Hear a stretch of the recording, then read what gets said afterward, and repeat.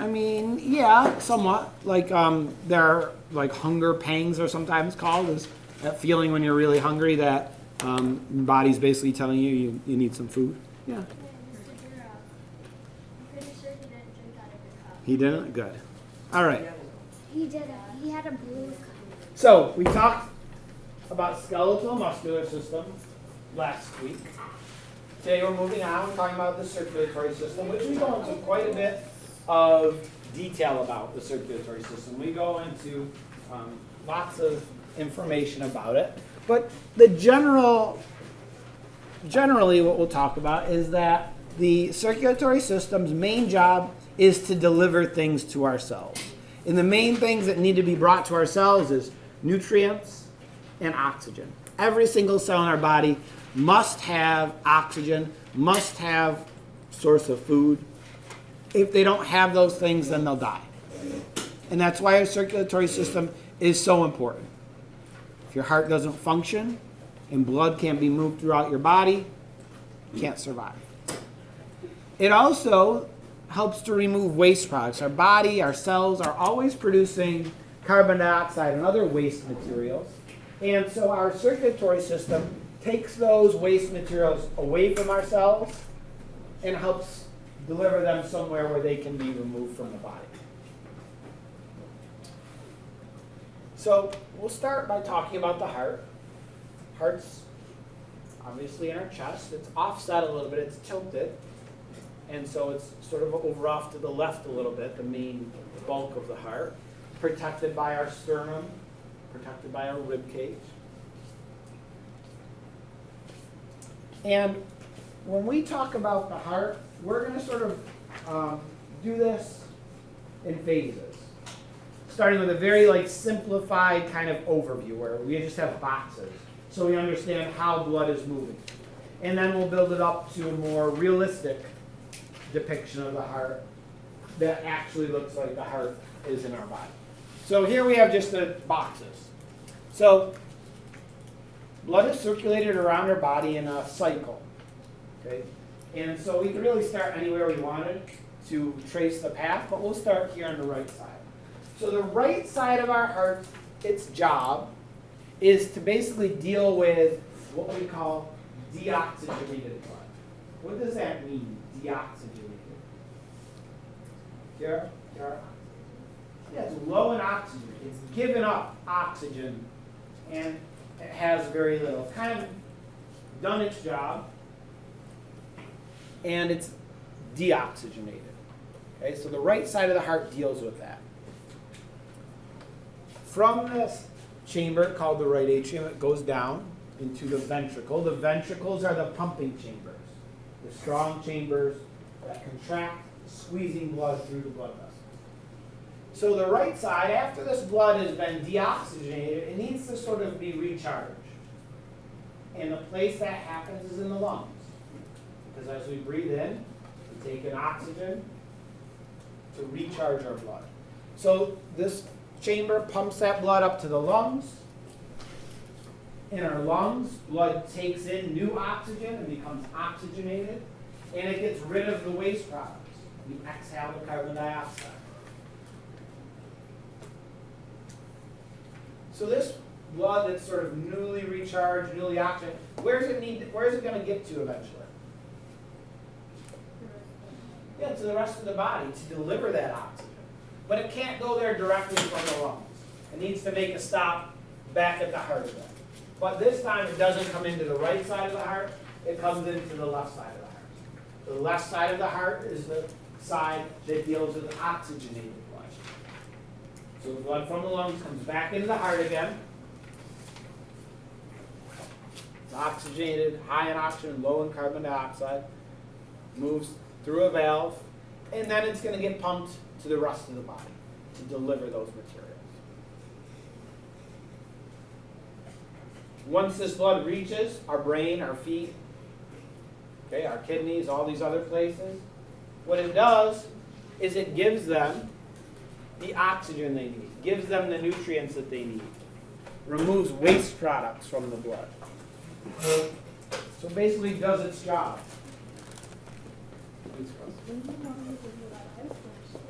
Whatever. Thank you. Yep. And then that blood has to make its way back to the right side of the heart, and the whole cycle starts out again. We have this pattern. Heart, lungs, heart, body. Heart, lungs, heart, body.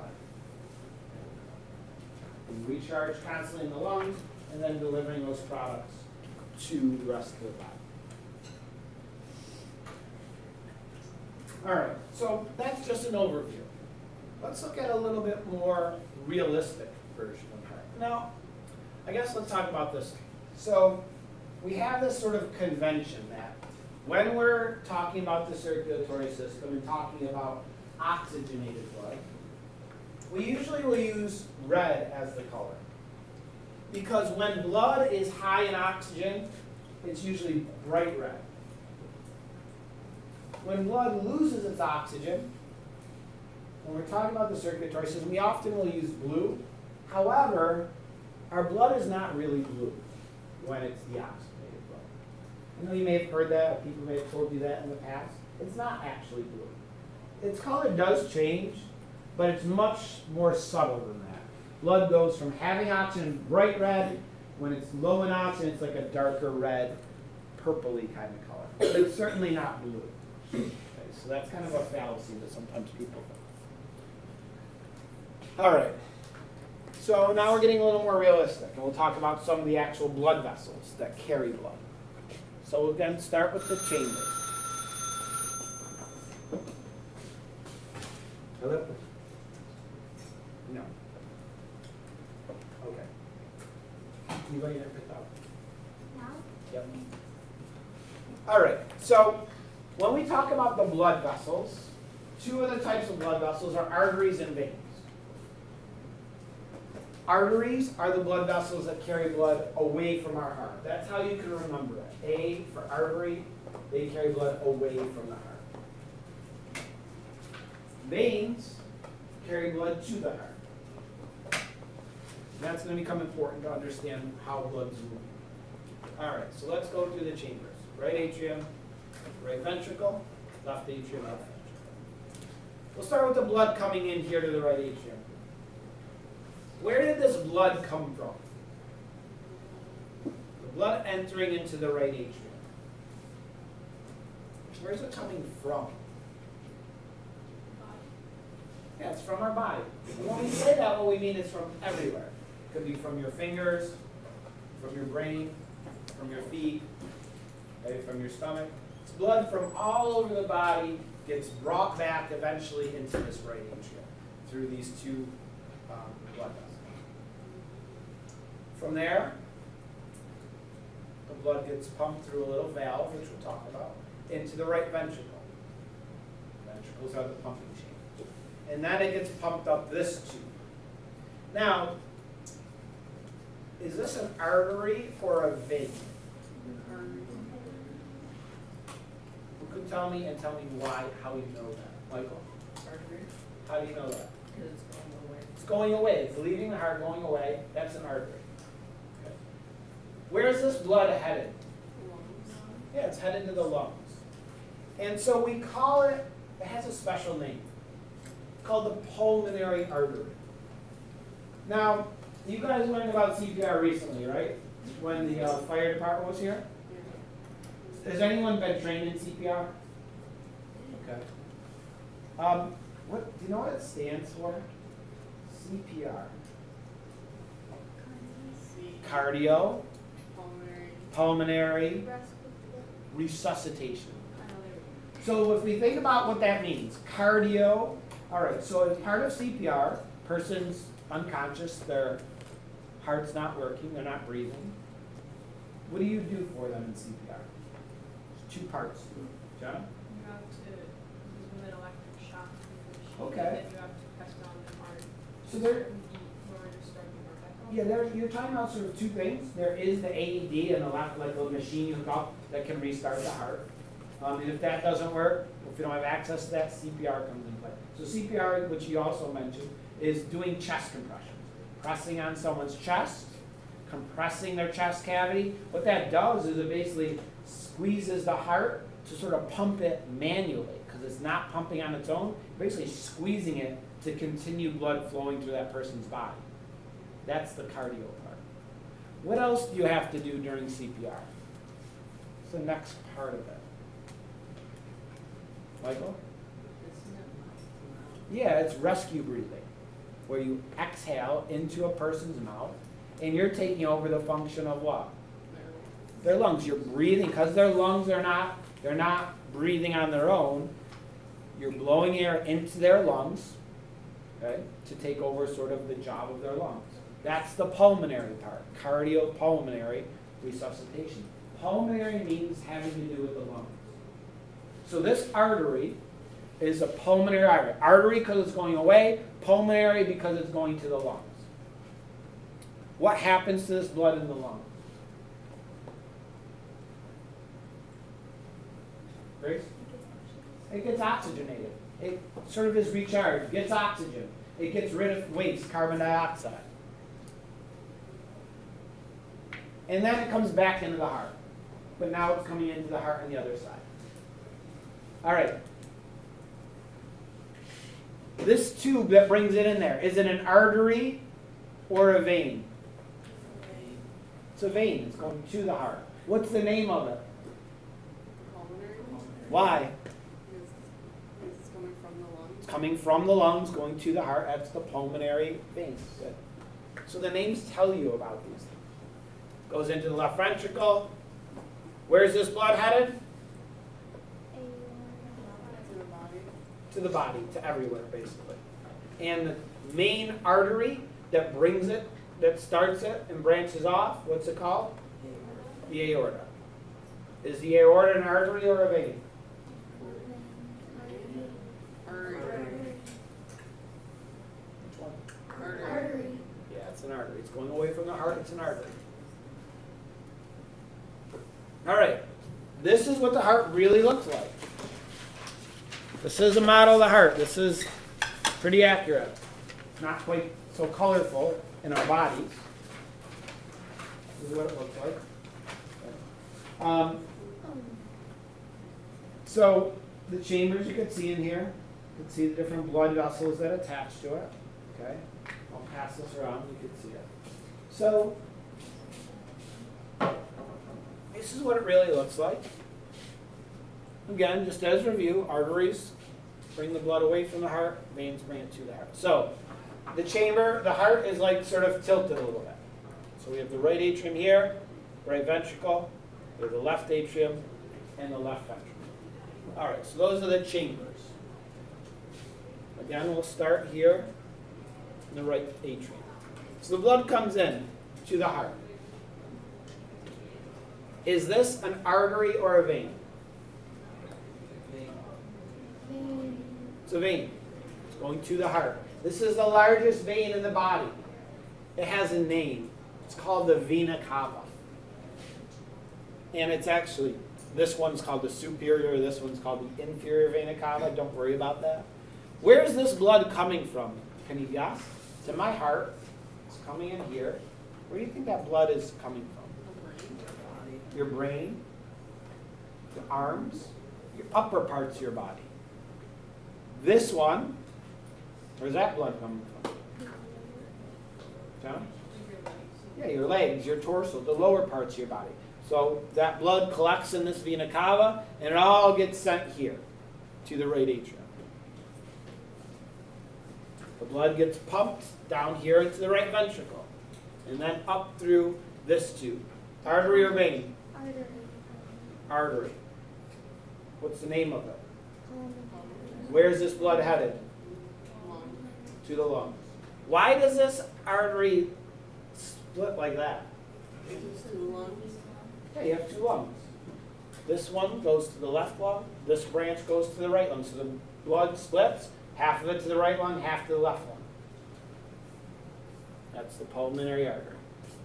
I mean, we would call it the left pulmonary artery, the right pulmonary artery. Goes to the lungs. Gets recharged. Gets new oxygen. Gets rid of carbon dioxide, and then heads back to the heart. Goes through these tubes. There's two from the right, two from the left. These are veins. They're headed back to the heart. Where are they coming from? The lungs. So they are called what kind of veins? Pulmonary veins. They bring this oxygenated blood back to the heart. Goes in the left ventricle, and then eventually it gets pumped from the left ventricle through this large artery. This is the biggest artery in your body. Very, very thick, very strong and muscular. What's it called? Aorta. The aorta.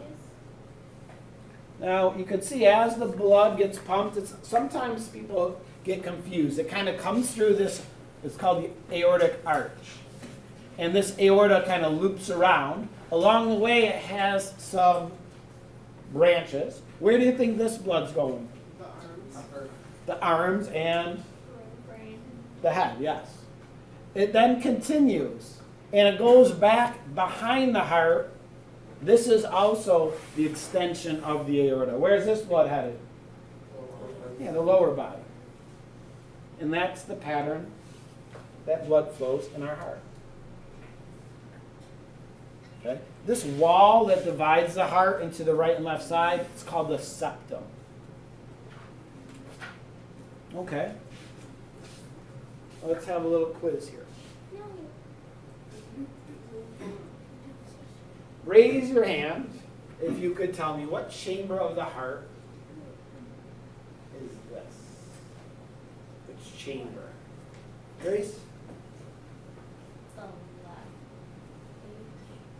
Left atrium. Have you ever heard the word atrium in another context? Like an atrium in a building? Oh, or like a big hotel or like a big fancy house, like a main entryway is sometimes called the atrium because it's an entryway. And the atrium in the heart, it's an entry where blood enters the heart. Good. That's the left atrium. What chamber is this? Claudia? Right ventricle. This chamber. Nigella? That's the right atrium. This chamber. Zach? The left ventricle. Left ventricle. Okay, so we got the chambers. How about this? Tell me, is this an artery or a vein? Raise your hand. Raise your hand. This. Michael? Vein. What's the name of this special vein that collects blood, Nigella? Vena cava. Artery or vein? Yes. Artery. Raise your hand. Artery or vein? First of all, Bailey? Artery. Name of it? Ethan? Pulmonary artery. Because where's this blood headed? Good. To the lungs. Out to the lungs. What's the name of this? Raise your hand. Brandon? Aorta. Aorta. What are these tubes called? Raise your hand. These and these.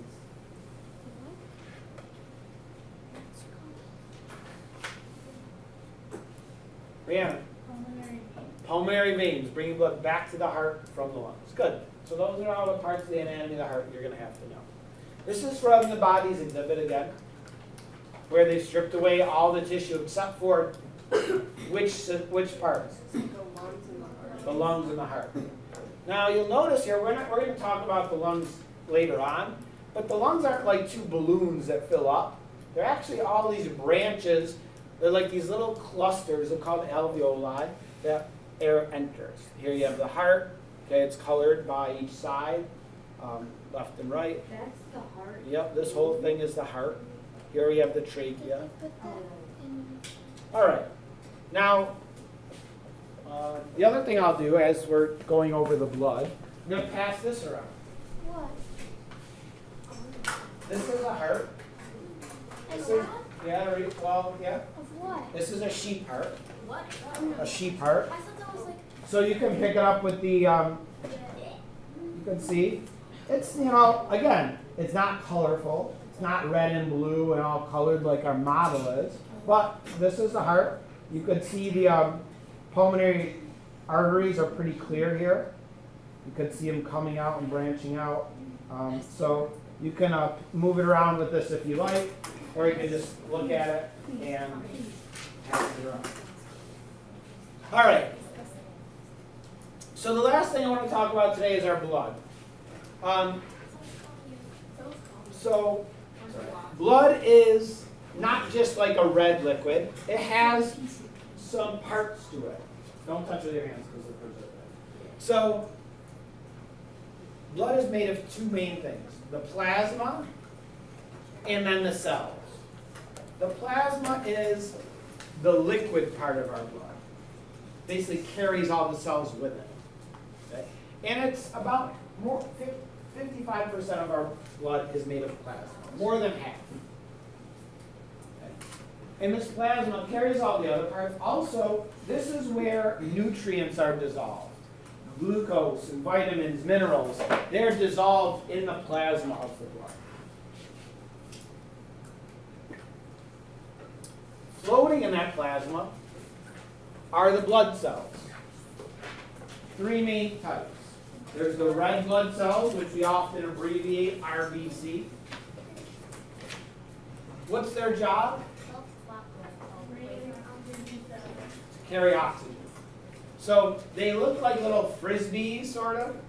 They're sort of these discs. And they carry oxygen. They have a special protein in them that allows them to carry the oxygen. It's called hemoglobin. Hemoglobin is a special protein that oxygen can bind to, and that allows them to carry oxygen. Now, hemoglobin is important, obviously, so that our blood can carry oxygen, but it has one important mineral that is necessary for us to get from our diet. Iron? It's iron.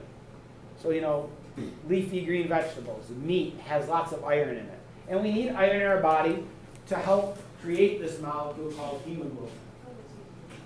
If a person does not get enough iron in their diet, they can have what's called anemia. Anemia means they're very weak, might get tired easily. Because if they don't have enough iron, their blood can't carry enough oxygen, and they get tired very quickly.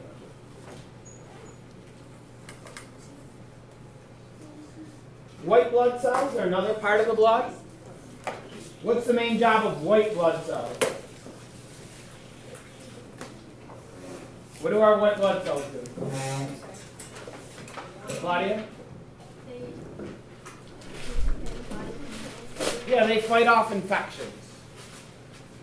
So white blood cells are our body's defense system. When we get a virus or bacteria in our body, it's our white blood cells that destroy it and help us to get better. If you have an infection, if you get strep throat or an ear infection, your body will begin producing more white blood cells to help you to get better.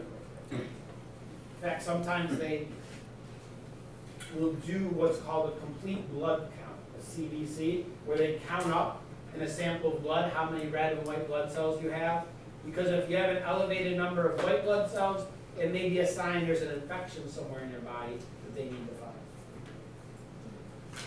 The third thing are the platelets. Platelets are what allows our blood to clot. Are clots good or bad? Bad. Good and bad. Well, You're right, both. In what context are blood clots good? Ava? if you look at cut, Yeah. If you get a cut, these platelets start clumping together and they seal up the damage to your blood vessels so that you stop bleeding. Okay, if you get like a cut on your skin, you eventually stop bleeding because of these platelets. When are blood clots bad? Ethan? They're like clots in the vein. Yeah, if they form inside of a blood vessel, a little clot, and it's circulating with your blood, what happens is sometimes they don't usually form like that, but they sometimes do, and that blood clot can get stuck somewhere and cut off the flow of blood. If it happens in the brain, it can cause a stroke.